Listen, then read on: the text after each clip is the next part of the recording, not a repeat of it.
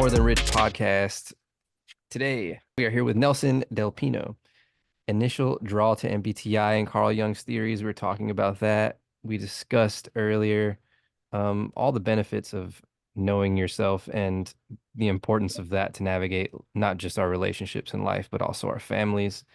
Maybe you can highlight briefly your interest in it again, and then the importance of it. You were talking about how you're a music teacher and your students got you into your own self-discovery. Yeah. So I think until you know yourself, you don't really know anything for sure. Even if you're a religious person and you believe in God, I don't think you know anything at all, even God, if you don't know yourself. You have to start with yourself. Um, Famous theologian John Calvin has a book called Institutes of the Christian Religion. And in his book, the first chapter is called Know Yourself. So I thought that's interesting. I kind of like that. Know yourself first. Then you can explore anything is possible. But without self-knowledge, what can you know really, for sure? So I've always had that interest in philosophy. Big influence, Socrates and things like that always interested me because they emphasize self-knowledge.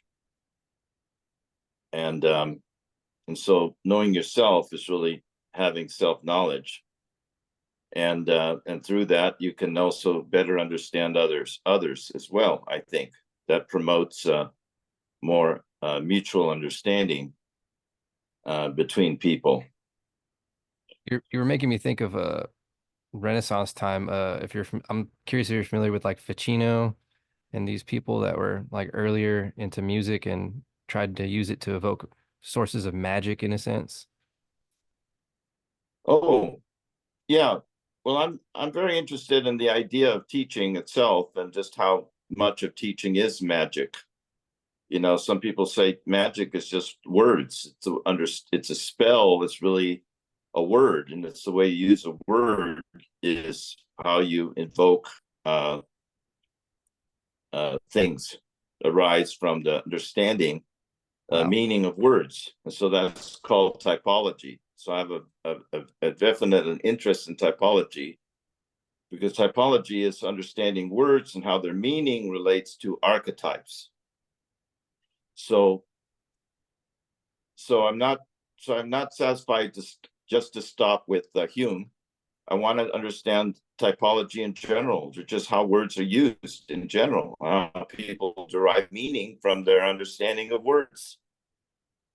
And I think from understanding the words is how you get to understand yourself, because it's a word that that has the meaning that you identify with and that you associate with yourself, with your personality.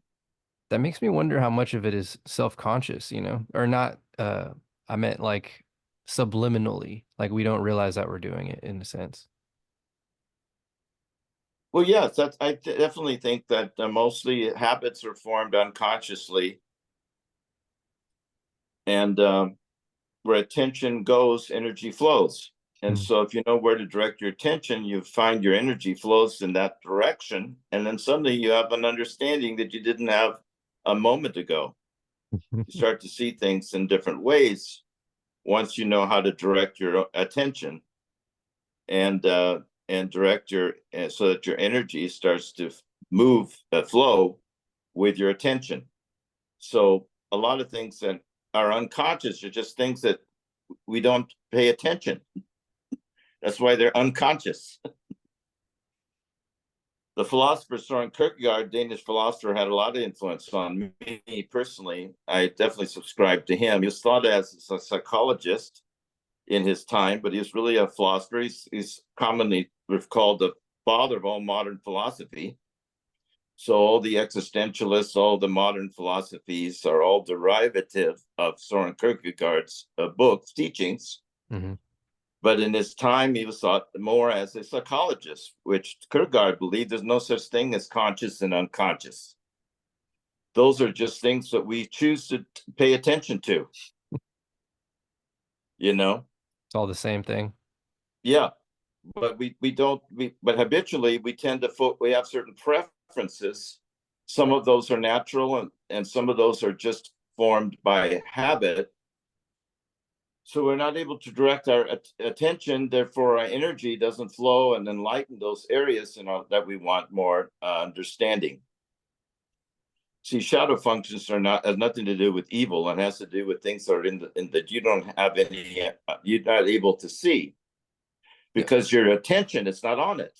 How much of this Like, for example, huh? how much of this do you think are people are turned off by the cliches though? Because there's a lot of relevance to like meanings of life that we hear, whether it's in movies or stories that come up in these things. So I can see how it can be like it's a turn off for people when they hear the same types of stories but just told in different maybe they're looking for deeper truths and there's really not anything to look for, everything's in front of us. Well, that's interesting. Interesting point. Could you go on, elaborate a little more? Just, I think a lot of answers that we're surprised in life, like a lot of things really are right under our nose. Oh And that yeah. and that usually ties into us overthinking as well. Like what we're freaking out about, dwelling Yeah. on, and then the answer is usually super obvious. But the answer to that would be like, change your mindset. And that's that cliche thing where we're like, yeah, Oh okay, positive thinking, right? yeah. Right, right. Like, these are the cliches that I get. I'm coming full circle with my original thought here. I That's see that. yeah, that's pretty much what I'm just trying to get at is how much of that do you think is people get turned off from those cliches of life coming around and being like, "Hey, you're not changing the way you're thinking." And they're like, "Yeah, yeah, it's not what it is. There's other problems that I'm not looking at." Yeah, well, it's trying to get a bigger picture or a clearer picture of what we're discussing.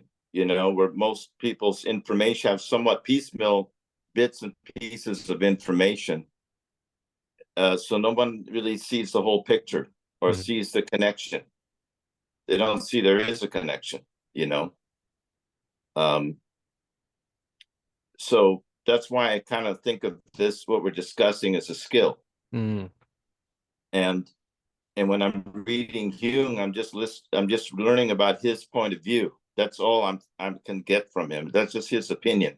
Never thought about He that. didn't invent archetypes. He didn't Shit. invent I mean, they glorify typology. him like he did though. Well, he didn't.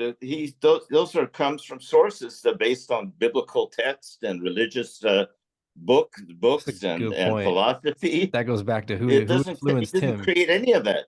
Correct. Who inspired him? Who influenced him, right? Yeah, and so you realize that people only know things in part when you have to want to know things more than partially to really shed more light Hmm. on whatever it is you want to understand. So that's why I had to kind of invent a whole new idea of typology. One that's not necessarily based on Jung at all. I understand Jung's ideas, and they're good ideas, but he didn't invent archetypes.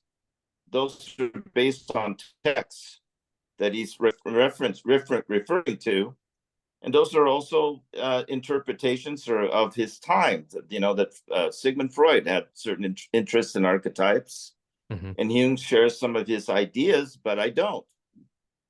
Jung wanted to kind of, he lived in a different time and different world, and I really want to be a person that lives for in the present truth. I call it, to use a biblical phrase, So be in the present have it, present truth. are you into Heraclitus? Yes, absolutely. You bet. That's what you reminded me of when you said that. Well, you can't step in the same river twice, right? Yeah. Ponte, yeah. So you better go with the flow, baby. That's so good. Yeah. And the only reason I care about him is because that was Terence McKenna's favorite, just philosopher in general. Yeah, he influenced a lot of people. One of my favorite philosophers is Socrates, because he's the one that talked about life. An unexamined life is not worth living. So he put the emphasis on self-knowledge. That's why I like John Calvin, because John Calvin's book is known for Institutes of the Christian Religion. The first chapter is called Know Yourself. You know, people don't realize that the old religious schools were schools of philosophy, you know, which teaches you how to think. That's the whole goal of philosophy, is teach you how to think for yourself. So you don't take my word for anything, you Mhm. know. Take what you can get from me, but then use it, see how it relates to you, and then share that, enlighten me I with kind that. of I I really like Aristotle a lot more than Plato, but I'm curious on your idea of philosopher kings. Isn't that like amazing? Can you imagine that modern times? Would you say maybe comedians are the philosopher kings of today? Oh, sure. Jon Stewart is kind of like the philosopher king of comedy in the political arena. Good point. Touche. um Plato was, you know, an INFJ, they say, you know, because he thought ideas as being real things, you know, and I kind of believe that. Um, but so learning how to read a function stack, I would start with that. What is a function stack? What does that mean? Function stack is just simply how we process information, where we have to filter things. We filter information as we're receiving it based on our type. So there's things that we take in, and there's things we filter out. As you go down into function stack, you see it's like our digestive system is a function stack. You put some food in your mouth, and then it goes through your digestive system, and then it Yeah, gets yeah, and filtered and down. and you're making Huh? the metaphors to break down socionics. We were talking about earlier how hard it is to understand that, and you were saying that was one of your gripes. So I guess are we getting into your typology?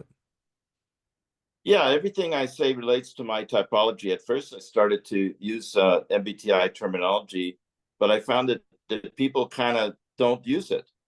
They talk about the terminology, but they don't use it. They say one time a function stack, but nobody sits down and say, what is that exactly? That's a good Or point. they say, you're a FI user, I'm a FE user. What does that mean? They don't really go into what does being a user mean? FI, TI, Yeah. TE, F, Pat, those are I'm judging assuming functions. I'm What does assuming that mean? a better way to say that is like a pattern of thought user in a sense. Am I wrong on that? Well, I just think these are ways we interfacing functions, the way we interface with each other. For example, my judging function is extroverted feeling. Your judging function is introverted feeling, INFP. INFJ is an FE user.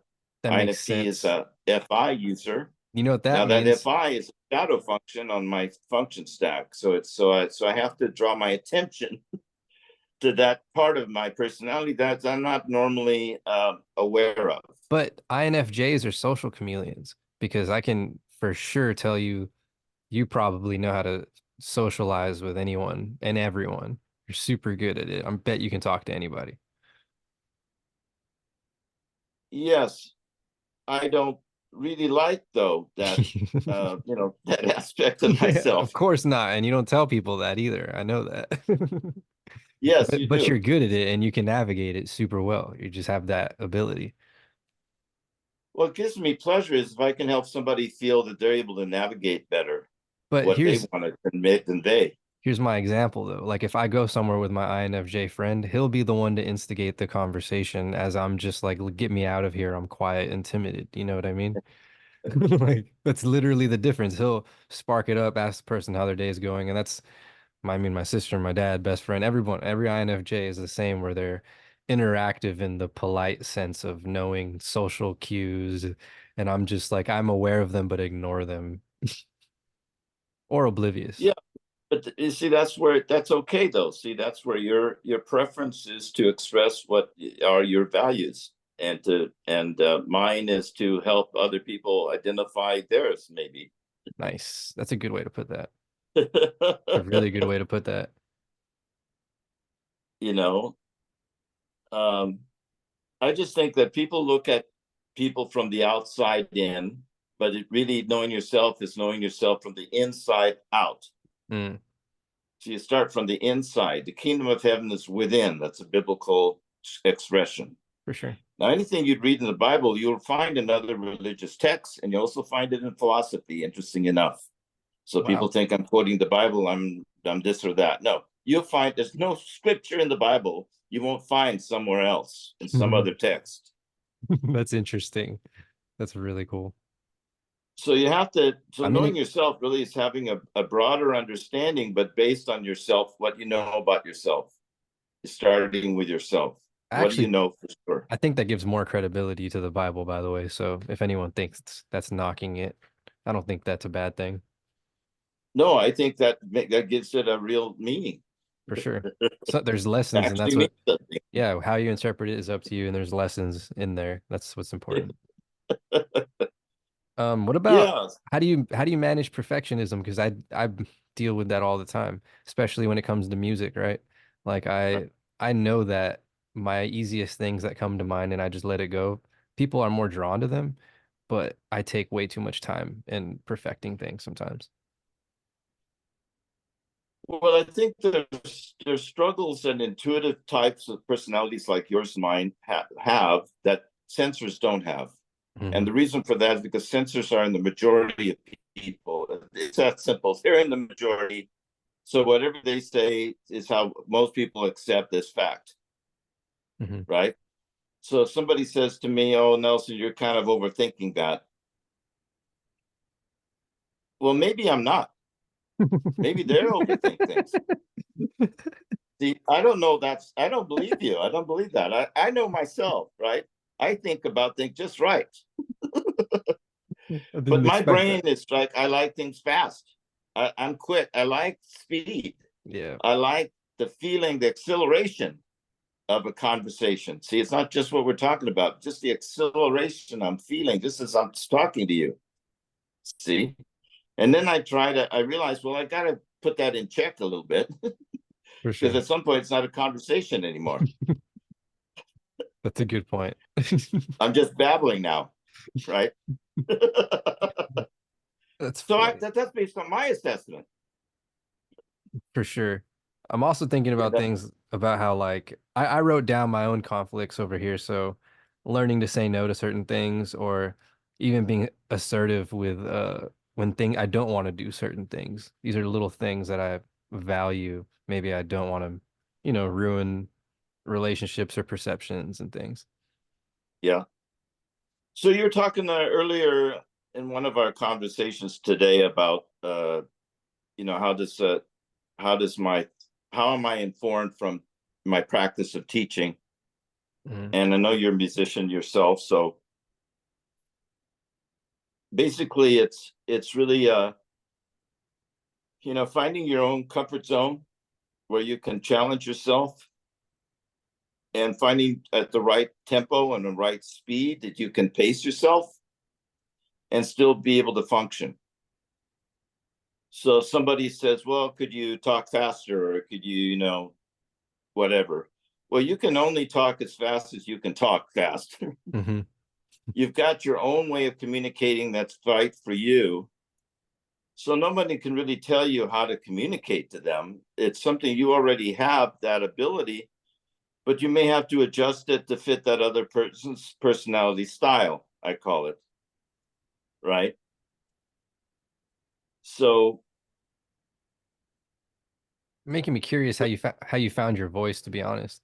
Like literally, and because I mean you have a voice, right? I think people are drawn to that even on your TikTok and your following.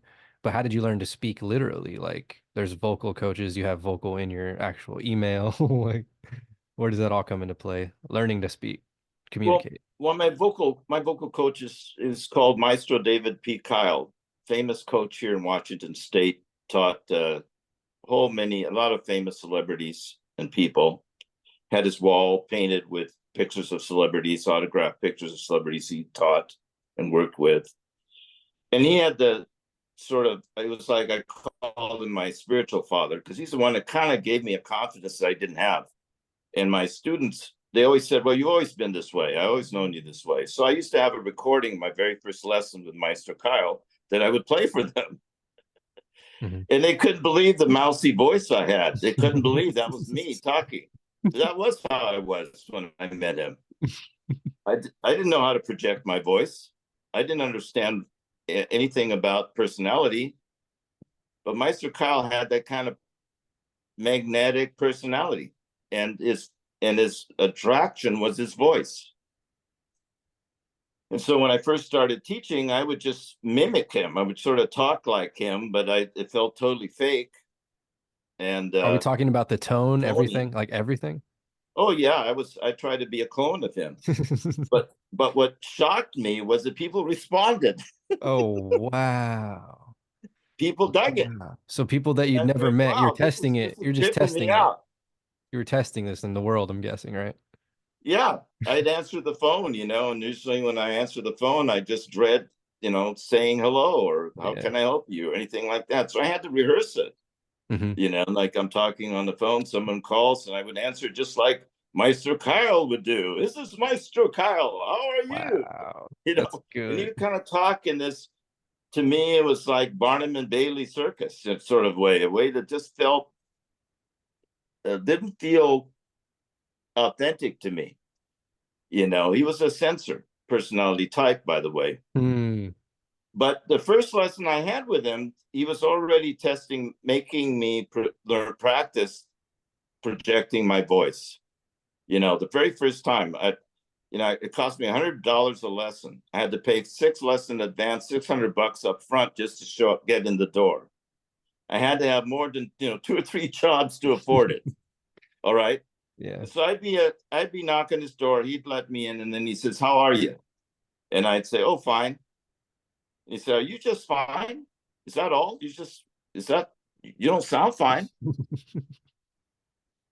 And then I'm not even in the studio yet. We haven't even started the lesson. And then he would just say, "Well, that doesn't sound say." And then he'd say, "Well, Putting you on the spot. that doesn't, huh?" He's putting you on the spot super early. Oh yeah. And then he'd say, "Well, how wonderful."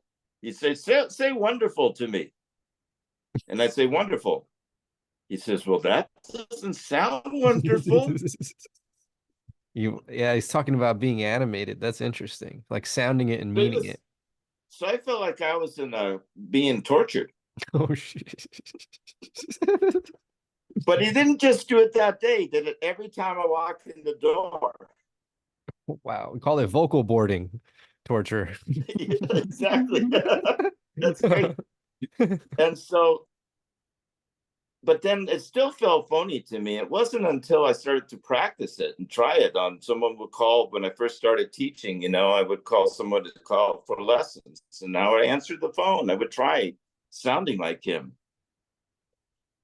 And then people would respond.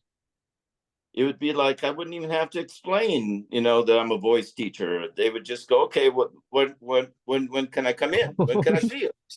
Here's I'm burning a hole here with cash. I want to give it to you." That's crazy.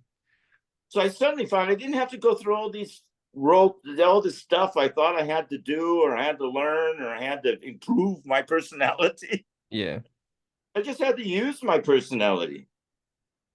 What did you You know, feel like? What did you learn about? I mean, maybe you weren't so into MBTI at the time, but to learn from a sensor and be like, oh, did you feel different about that later? Like, I can learn something from sensors. They're the common folk of the population. They still have something to offer, very unique.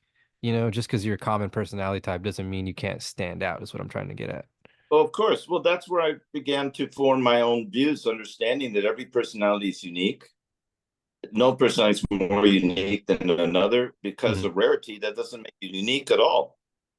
Um, you know, it's and then I got to know Maestro more on a personal level, what he was like and what kind of he was like. I kind of suspected that his teacher was an INFJ, probably, Yeah, that's funny. who tortured him. That's a good point. And so and then I was amazed how he was more intuitive, even though he's a sensor. He was just as more intuitive than any intuitive person I know. So I Wow. know that wasn't really a sensor is not necessarily not intuitive. They could be more intuitive. But it has to do with the way you use your direct your attention. You have to, my psychologists say the person in control of himself is in control of his art, is in control of his audience, is in control of his life. So you have to, it's where you direct focus your attention. He used to say, focus your attention away from yourself out to something. I feel like So being in, huh? I feel like it's a little easier to identify a sensor person, or maybe even more so an intuitive, right? Because you can see hobbies and things like maybe someone's reading, for example. But what are some clues that you would know to identify an intuitive from conversation? Like what Well, is their thought process? it's not a thought process. It's more like it's how it feels. Being a feeler, and you're a feeler yourself. Yeah. So if you feel there's a lot of bumps in the road, like there's kind of friction there, Hmm.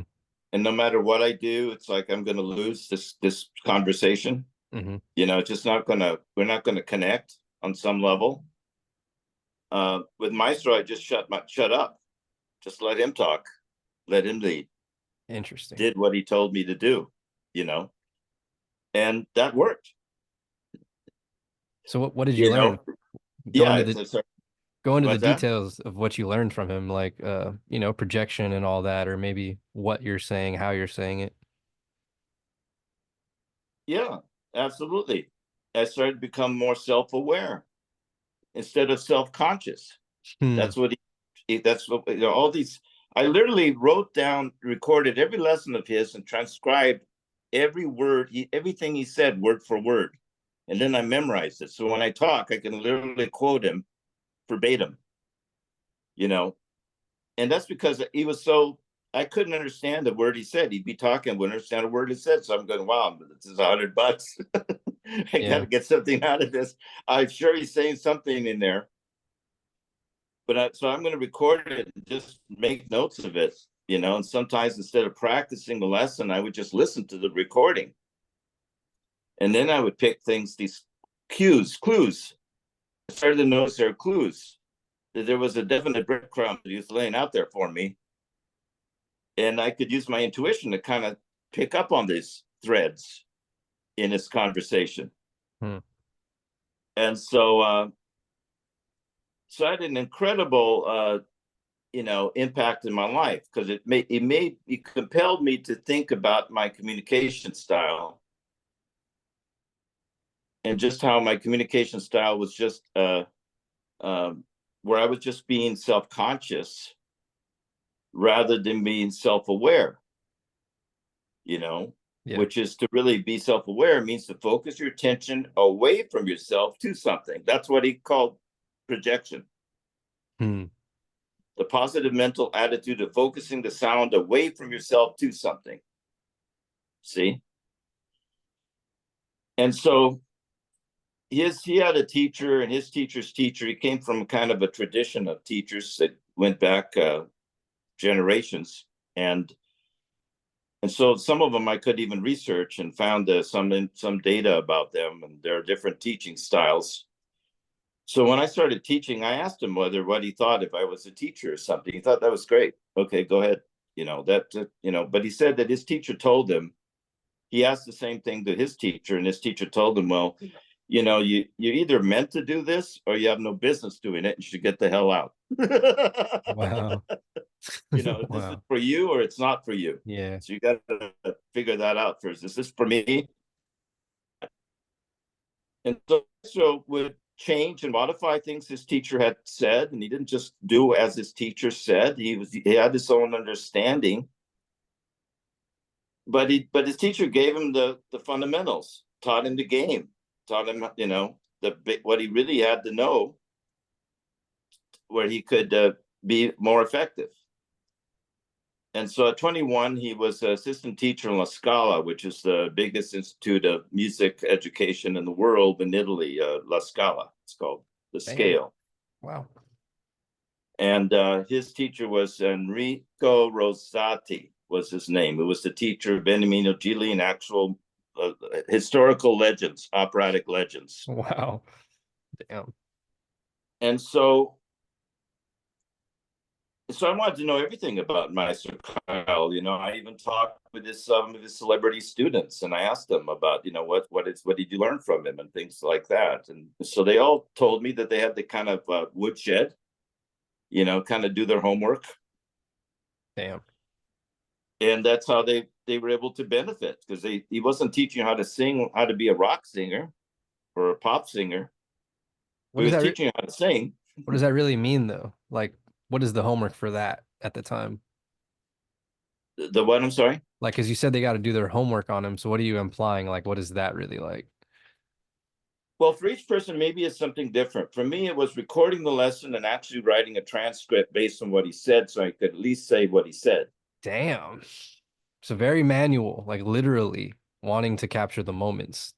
Right, but that was an INFJ approach. Yeah. Okay. Okay. No rock unturned. I'm going to know it verbatim. Love it. I'm going to quote him like chapter and verse. That is funny. How do you Right, feel? so that, How do you huh? feel about the fact, this not to get too off topic here, about alphabet boy agencies using this as a way to recruit people into their, I didn't mean to get super cryptic on you, but No, this is great. What is Alphabet Boys agencies? like three-letter agencies is all I was getting at. Like, how do you feel about them using MBTI to recruit and using that as like a personality type for Well, hiring? it's kind of not. I'm kind of not interested in it. Maybe there's something to it, but that's all I call that behavioral psychology. Interesting. I had a friend of mine, his name was Dr. Lindbergh, who was my college psychology teacher that I was friends with for 40 years till Hmm. the end of his life. And he taught me phenomenology. And he was an expert on Hume psychology. Hmm. So he really was into Hume, but he liked Husserl better with phenomenological psychology. So Hmm. I learned very early there's all kinds of psychology. For sure. Why stop with Hume? Why not just learn the different approaches Good to point. learning, It's a good point. right? And so I understand Hume said INFJ, it seems that way to me. Uh, so so I can relate to him, but then I want to relate to other people types and how they think about psychology, you know. Never thought about So, that. huh? Never thought about that. Yeah, because I was just watching a documentary about Lee Strasberg, the acting teacher, who was a teacher of Robert De Niro, Al Pacino, all the big names today in Hollywood, was all at some point all work with the famous acting coach Lee Strasberg. And an actor, um, somebody said on a YouTube thing, Gene Wilder was saying about Strasberg, who also studied, the comedian studied from Strasberg. And he says Strasberg could be brilliant, but at times he was terrible. But he benefited from looking at the brilliant side of what he was doing, but he wasn't always great. Sometimes he went way too far, way out there, got people into their heads, got them all into these psychological kind of ideas or dramas, sense, memory, and imaginary circumstances, and some of it was bad just because he's just overdoing it. Just flooding it. He wasn't directing it at the speed that they were able to process his information. Damn. And so I Structures. realized I do that too. I have to slow down. So even as I'm talking to you, I got to slow But down. And then, I can relate to that though. I mean, even with making music, and I think it's because your brain's going that fast. But that's also how you trip up, right? Like you'll lose your thought because your brain's going so fast. You're slowing yourself down, and in turn, you also lose the thought. It's funny. yeah, well, you see, so there's a strength there that I have, but right where that strength lies, you can see my flaws. Uh, that's why I can teach people who are a far higher level of music skill than I am in music, because I look at their strengths, but right where their strengths are, I see their weaknesses. That's where you want to find Achilles heel. Just look at the person's strongest attributes. But the trick is don't direct their attention to those their Achilles heel. For sure. Work around Tell it. them to use their strengths to help them in those other areas they want to improve. For sure. I actually try to like hone in on the weakness and try to turn it into a strength. Okay, that's it. Okay, how would you propose that? Let's say, let's talk about that Super, hypothetically, or maybe in an example. okay, super brief. We got a minute and then we'll jump back in just so we don't lose it. Working on a project and it's sustainable farming and it's in a very not arid region where we're growing like farmland is not ideal for the location. Turning that into a strength would be, all right, well, if we're going to grow food in outer space, how are we going to do it? Because a great pilot would be no food can be grown in these conditions here. We have the perfect area now that we just turn this weakness into a strength. That's a good small little example. That's interesting. That's cool. Um, If this is gonna end right here, but let's jump right back in. Don't feel like it's cutting you out. I'll send you another link. okay, got it. Got you. Let me make sure. Hold on. And just ponder that thought while we're I jumping am. back. Thank you.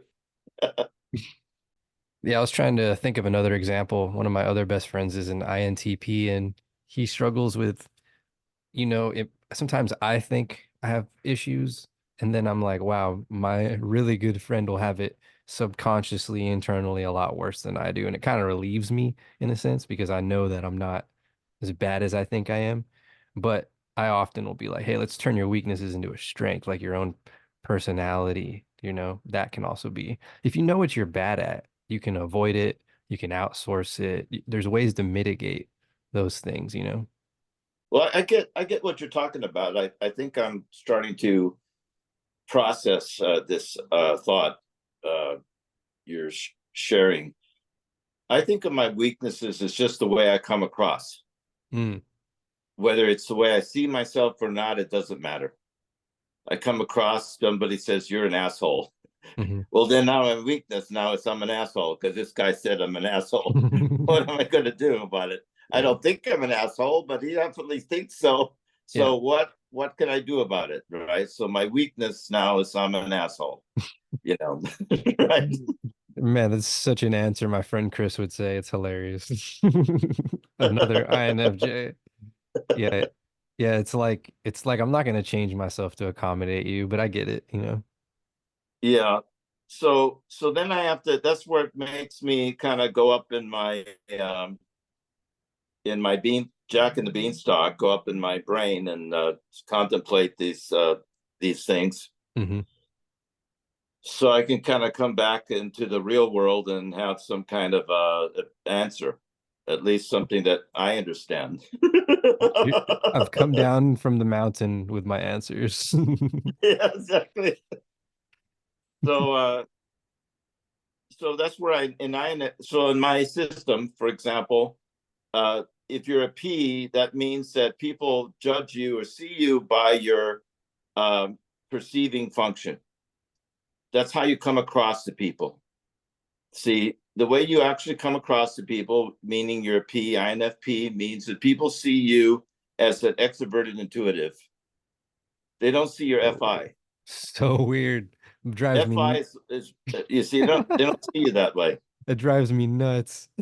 Right. Okay. Because I don't And like then for people at all, and I have to really force myself to like really, because I know that everyone's not the same, but it just takes a lot of energy out of me to communicate. yeah. And so and so I'm a J, which means that other people see me through my judging function. So FE is how other people see me. So they think kind of J, empathetic, loving, real, all this stuff, which to me is just a tool function. It's not who I am, the way I see myself I'm an introverted intuitive, man. I think a better way to summarize it, because I'm looking from the outside in, is somebody that genuinely cares when they're speaking is a better way to put it. So if they ask how you're doing, they actually care about it. That's a better way to summarize it. Sure. So, Most so people there's go kind of the throughout. way you see yourself, and then there's the way other people see it. So I may communicate a certain way but from my point of view, it's more for ethical reasons. It's the right way to communicate. Yeah, I get it. That makes sense. Right now, sure, of course, I'm feeling these things. Now, we were talking earlier about my teacher, and he was a ESFP personality type, Hmm. or ESTP. I'm sorry, ESTP personality type. Don't And come what I across learned is many of those. the ESTP to me is like the mirror personality of the INFJ. In other Mm, words, an ESTP will say things that I'm thinking, yeah, but I wouldn't dare say. yeah, I wouldn't dare say in public, but they'll say it. that's a good point. They'll throw my thoughts out there, and I wouldn't dare to be that bold in that way, but they'll do it. And somehow they know when you need they know just the right tool to get the job done. So sometimes it's not sometimes it's a hatchet, not a scalpel. Wow, it's a good way to put it. So naturally, I'm triggered Yeah. very easily by that personality type, you know. But I'm also a little bit intrigued because I'm aware that I think that way. I just don't talk that way. Mm, that's interesting. So every personality has a mirror type. So if you're an intuitive, there's a sensor that's sort of like the mirror type of your intuitive personality. Now that's just sort of my thoughts based on just this person. I just because I run across ESTPs a lot, and sometimes they're not as skilled as my teacher was as an ESTP, highly skilled.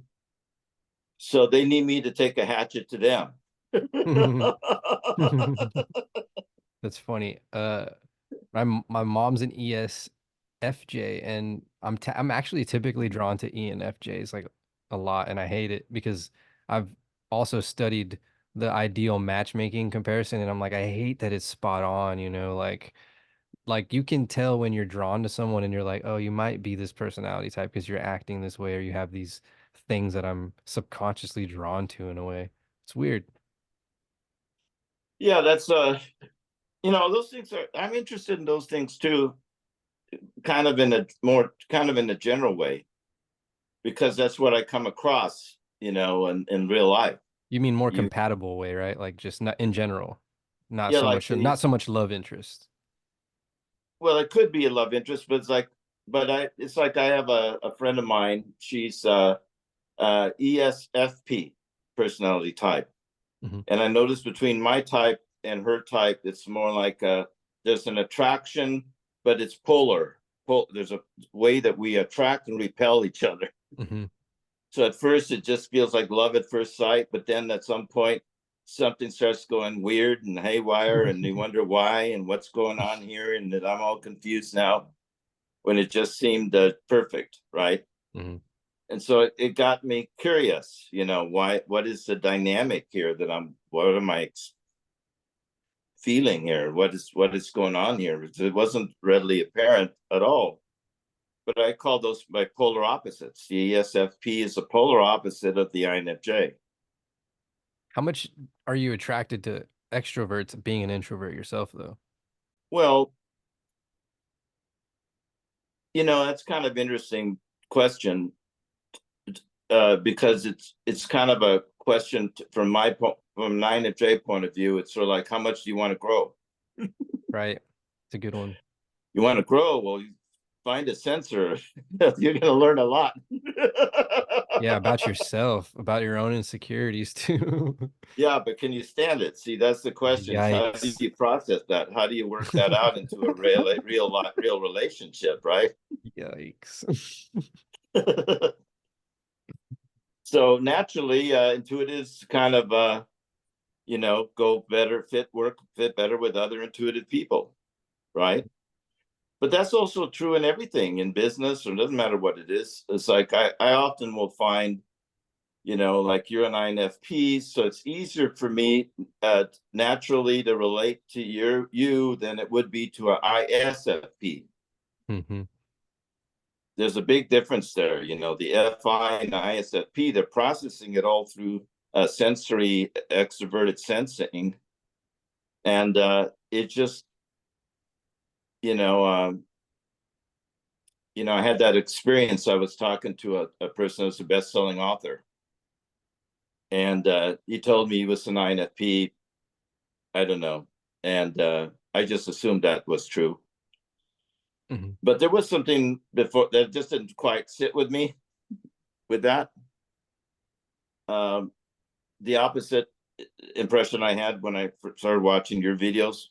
You're definitely INFP, but he said he was an INFP, but then he started acting and responding more like an ISFP, because I'd written reviews. He first contacted me about because I've written reviews for his books, and I really like his writing, and I'm very impressed with his skill.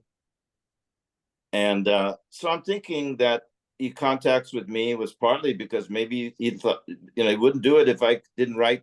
It's not just the reviews I wrote, but I wrote it very well. Yeah, And I have interest in writing a book.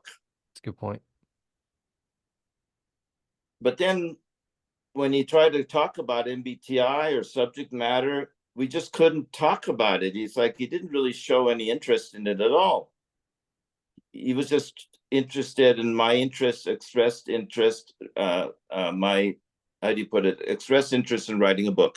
INFJ Survival Guide. It's like a book I'm thinking of writing. Wow. And so we couldn't have on any level, we didn't have a conversation about it. It was just, do you want me to ghostwrite this for you? How do you want to, you want you want onions with your burger? So crazy. Yeah, And so all of a sudden I'm like, well, this is FI, but it's not intuitive, true. because I don't think of writing like ordering a burger. It would help if he would just interact with me on some level. That's a good point. Good fight with. And it's kind of just was trying to call me, but I'm just gonna let it go. No, you're good. It'll be done. Sorry. No worries. Hold on.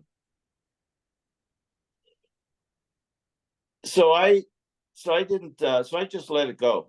I realized, well, he was just interested in selling me, $5,000 to see whether or not he wanted me to ghostwrite a book for him, and he wasn't interested in any kind of collaborative kind of thing, or I had nothing to say of value to him other than I wrote a review. Damn. But he doesn't have the imagination to see what possibly I could do for him. That's so discouraging. I wonder how much that actually ties into why people say you don't want to meet your idols. Can you imagine that? Can you imagine that? Like really, really, like the people that you super look up to and admire, and you're like, wait, you have no concept or grasp or care in you just perform and do you have original thought? Maybe not. I'm very lucky that way, because I have met the people, my idols, that really inspired me. Hmm. Like I did meet Stephen King before he was famous, and I've sat in a class where he was teaching and whatnot, and it's like, so that nobody compared to him, and he was totally cool. We went out and had a beer with everybody, just utterly amazing. What do you think separated him from other people? I noticed that people that are on a higher level of success, there is something about him that separates them from everybody else. It's like you meet a really super, like I met Miles Davis when I was in high school, you Damn. know, and he was like, he went to the band room after class there. So Miles Davis, I didn't really know who he was, but he's like, he's just so cool. Well, that's the person who's genuinely on top of the mountain. They are, you know, on another level, and so they're naturally very giving and very generous, and you feel that about them. Now the person is still not there, maybe they're not that way. You're not going to get that feeling about them, right? But they're on another level because this is the way their mind is set on this path, right? I think it's like a spiritual path. Something about them just comes across to me to be more spiritual than materialistic. And so they have these high goals, and they're very and they really are able then to inspire other people through that kind of energy that they express. And so I always notice that there's some people that lift you up. Well, they're usually the people that you want to emulate. Anyway. True. And so this person, it was his writing that impressed me, which is very good, and I'm notably better than other people. And I told him so, and he agreed with me. But but his personality wasn't what drew me as much as Stephen King's personality. I didn't know shit about him, but his personality was something that I remembered. He went to the science fiction convention, taught in Seattle, Washington, taught a class there. I sat in the front row with his wife, and there he is talking, and it was just added to the way he would talk about writing and just the love he had for writing, and you know, and so that left an impression on me. It was his personality that left an impression on me. Do you remember anything specific that he talked about? You don't have to give word for word or anything, just No, not really, because I didn't know about him. Um, uh, I I just saw the passion. ah, It's like you meet somebody and you kind of know they're going to go places, interesting. and because they kind of have that already have, you know, that about them. So you could meet someone maybe and you're impressed by their skill, but maybe not to the same degree about just their personality and how they come across. Oh, that's a good point. That's why, I think it's super off topic, but that's why Kanye is such a polarizing figure. Oh yeah. Well, you're a very engaging personality. You have you have a charisma, a lot of it. Um, I think that you can talk about anything, and people will get interested in it. It's not necessarily the topic; it's just you talking about things. It's interesting. Yeah, I think I kind of caught on to that when my like solo videos were doing like better than my podcast. And I'm like, well, I don't want to talk to myself all day. I want to, I don't have content that I can just off the top. And maybe I could, and I'm overthinking that. But it's a little egotistical to be thinking about myself when I can give other people a platform anyway. Well, that's extroverted intuition. You're able to broaden. You have a larger lens to, through which you're able to see through, Hmm. and bring I a zoom out. larger. I zoom out at Yeah. everything. I super zoom out. Like my macro is crazy. My long-term goals are like 20, 30 years from now. Well, see, that's totally cool. That's you. Um, Introverted intuition is kind of like the opposite. I'm always trying to find the one thing. See, I'm scattered. I have so many different things, like not enough time in the day. If I had more money, I could invent more things. That's where I'm at. That's just where we have to let in the light.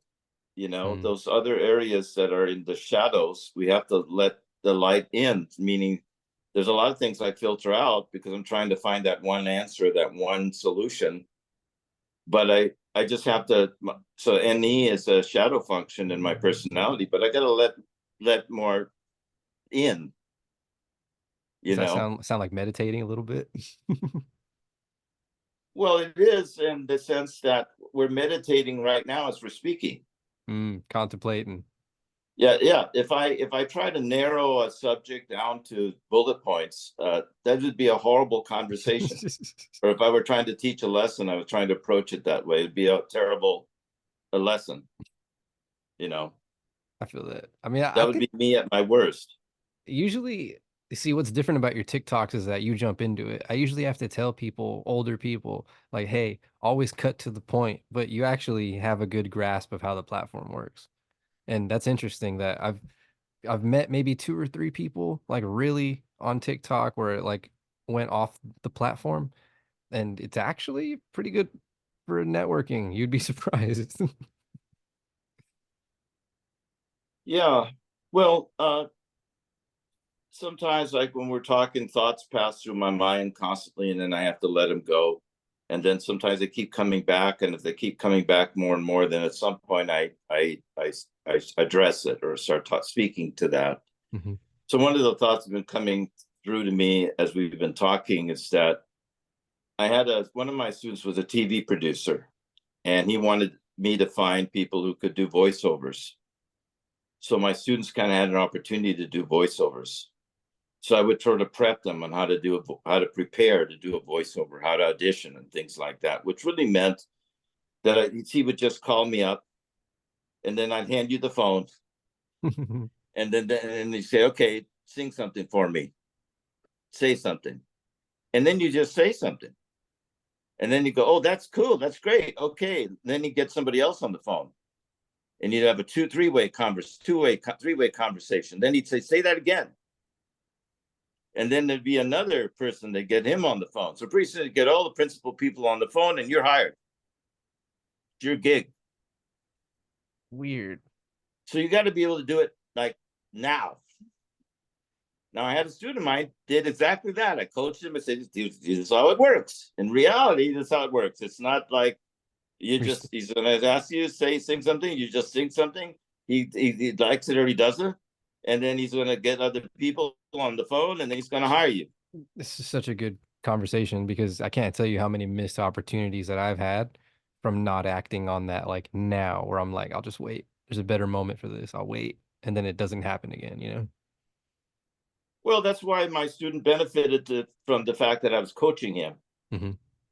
because it's not like Dan, my producer friend, told me this. I just knew Dan, and I knew this is Dan how the business actually works.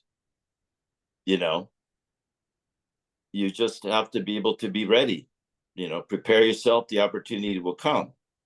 So a lot of times people will, they'll call me. Someone's asking for lessons, and they say, "Well, there's no opportunity." Okay, there's nothing happening out there. What really kills me though, sometimes I remember they would be saying that to me, and I at the time would have a record label actually sending me tracks Oh my God. looking for someone who wanted to be the next lead singer of Foreigner. That's so annoying. You're like, I'm trying to help me help you. It's very relatable, by the way.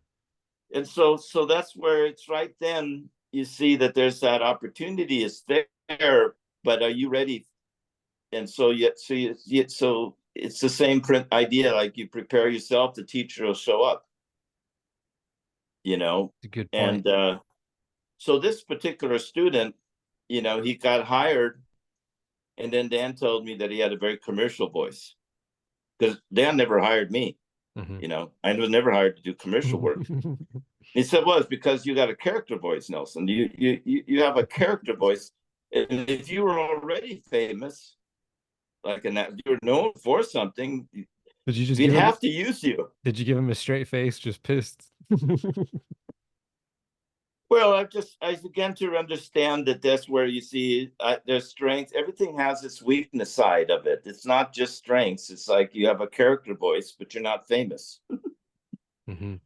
right? If you were somebody people recognize, then your voice would mean something. Seth But my Green or something, student had right? a commercial voice because he sounded like everybody else, sounded like Joe Blow. So it was perfect. Damn, People could identify with that. They didn't have to know who he was.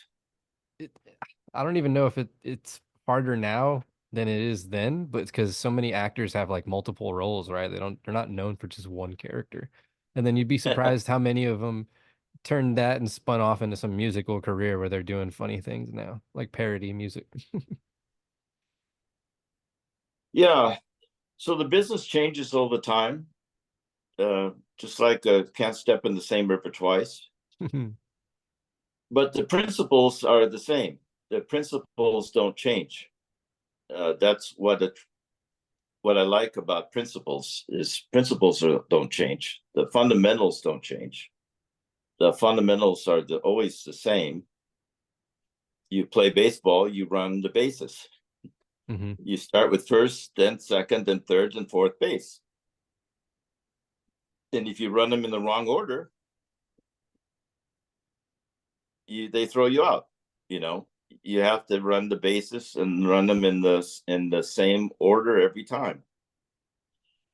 When I was younger, I was really had a problem with baseball, because I would run the bases backwards. I didn't know which way to run. I'd start running like middle second base, Yeah. you Yeah. know.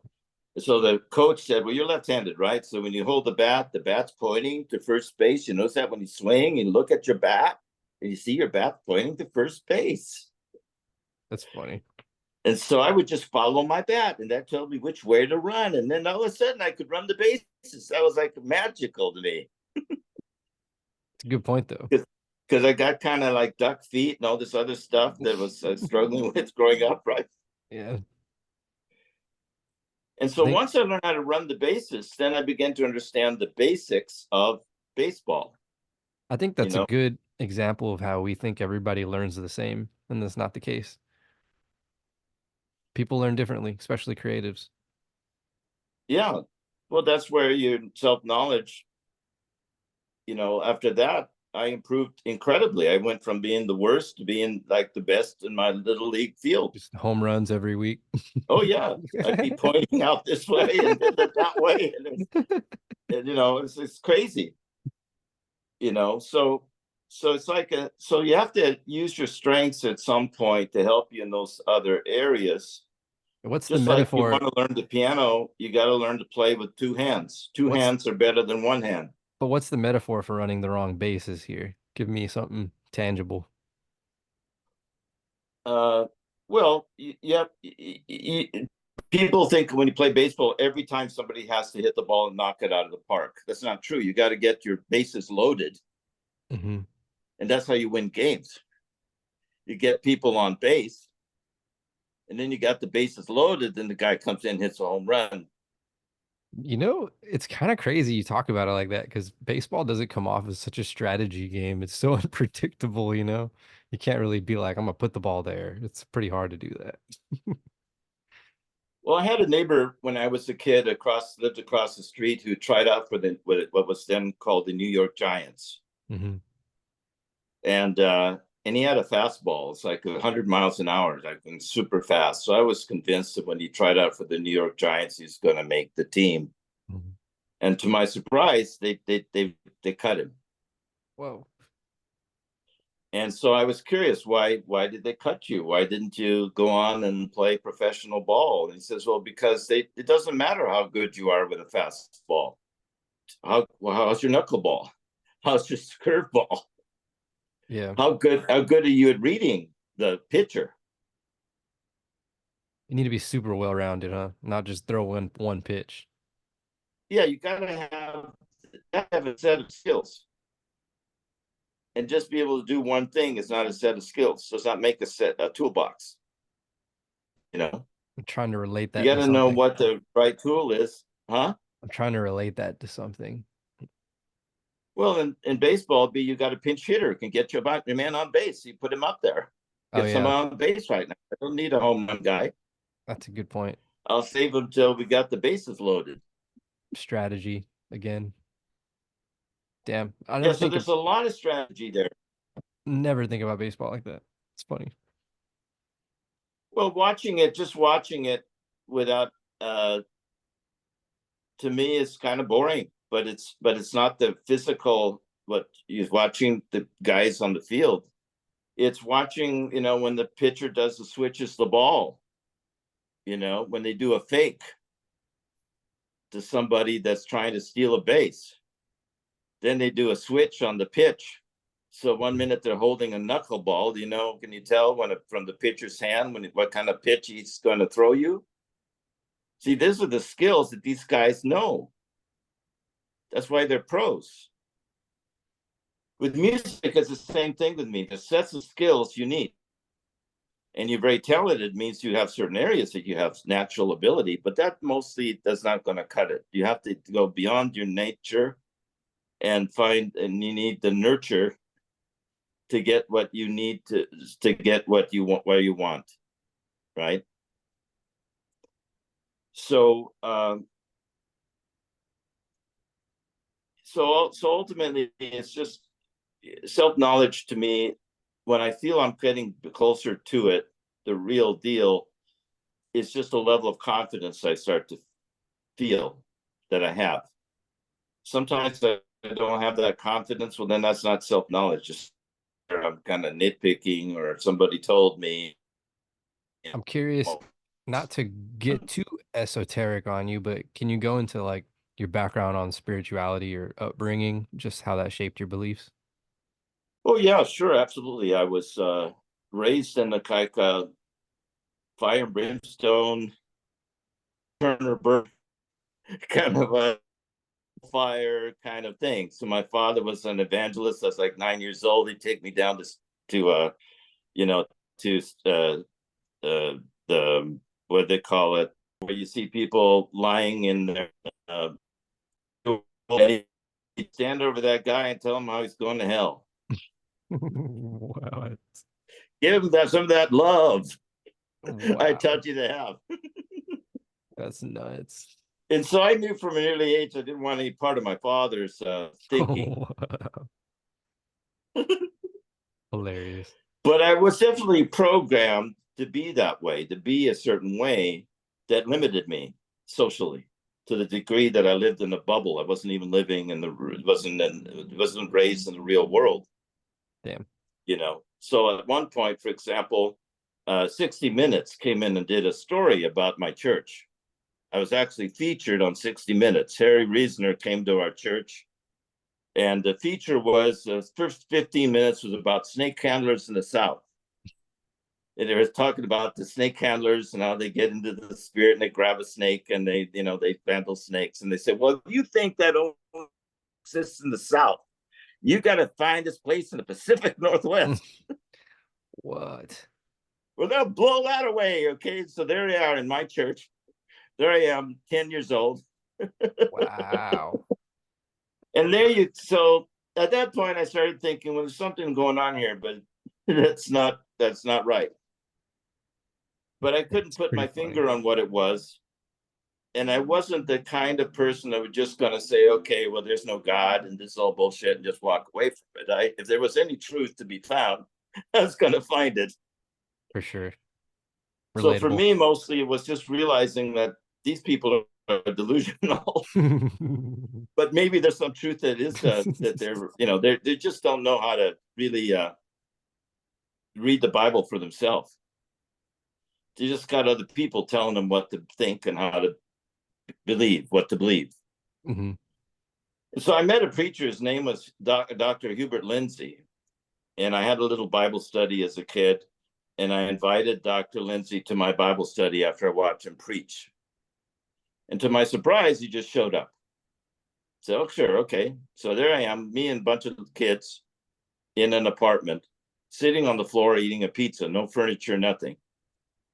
And what impressed me about Dr. Lindsay was he actually had the Bible verses, script, the entire Bible memorized verse for verse. Everything he could quote the Bible frontwards and backwards. Wow. But he didn't really try to preach at me. He was excited that we were just interested in reading the Bible. Wow. That is And so weird. that blew me away. I'm going, Hmm. wow, he thinks it's cool that we're reading the Bible. He's not telling us what to think or how to believe, or Yeah. Not imposing. not at all. And so after that, I kind of was drawn to him. I wanted to kind of know, well, what is it about you that is obviously different from all these other people? And part of it is because self-examination was a big part of his personality. He had a radio program called The Church on Trial. So the people he was really probing was Christians. Oh no. The thing he was really interrogating was all these people professing to Uh, know God and the Bible that didn't know shit. the people that don't want to do the reflection. That's hilarious. That's right. That's funny. And so and so I so to make a long story short, then when I got to know later, when I got interested in music, I realized that this kind of indoctrinated way of thinking was really holding me back in a lot of areas in my life, because I just couldn't let in information that I really needed to be able to process, make better decisions. Hmm. And so And so I had this, and so that's when I met my voice teacher. I noticed he was very specific about how he used words. And if I used a word and I wasn't specific with how I used it, And mean it. he would immediately discount it, huh? And meaning it, right? I think that's what you were trying to get at. Yeah, and meaning it, absolutely. And so I would try my preaching stick on him, see how I could impress him upon him, Funny. whether he was, if you died today, would he go to Cat hell, or casting that stuff. spells on your own teacher. Yeah, you betcha. And so one day I said to him, I said, "Do you believe that, Jesus supernaturally was raised by God?" Right? That's funny. He said, "Nope." And I'm like confounded because nobody ever just said no. Yeah. But then as I examined that, it was my use of the word supernatural. Why is it necessary for me to believe in the supernatural, to believe in Christ's resurrection? Where does that word come from? Is that even a word in the Bible? Wow. Which I learned it's not. Touche. So he compelled me to examine my choice of words. Do you really mean that? No, I don't. I guess I don't, because I don't. It doesn't say anywhere you have to supernaturally believe in God. Man, it's so funny. You're making me relate to this with grant writing. I'm like, yep, how you word everything is how you get it, right? Like you didn't ask for one thing, you left out one detail. It's so important. Yeah, well, I just think we're here to help each other. And if we're open to receiving as well as giving, then we'll find the answers together. The answers are there. Mhm. I just don't think, when the Bible says no, nothing is a private interpretation, it really means that it's not just my opinions or my answers that mean anything at all. Mhm. It's not my private interpretation of something. It's where what I say has to resonate in some degree with, and it has, as I'm able to resonate more with other people, then maybe that is the truth. Or at least Good I'm point. on the right track now. Damn. Right. Yeah. So that's what I'm trying to learn now. Really, it's funny at this stage in my life, but it's like at this stage, it's kind of like where I really feel more open, Mhm. where it's not just my mind intellectually open, but my heart is more open, For sure. because I've seen the power of that. People who have able to open their heart and have an open heart attitude towards life. I see those are the real powerful people. From what it attracts, I'd imagine. Yeah, I think so. Coming down to the last couple minutes here. Be glad to also have you on again in the future, but anything you want to promote or say before we get off? Well, I'm excited to meet you and that we can have this conversation. Um, I look forward to doing more. We can talk more. I think that as we get to know each other, also we'll reach more people, because we have our own style of communicating one-on-one, just you and I.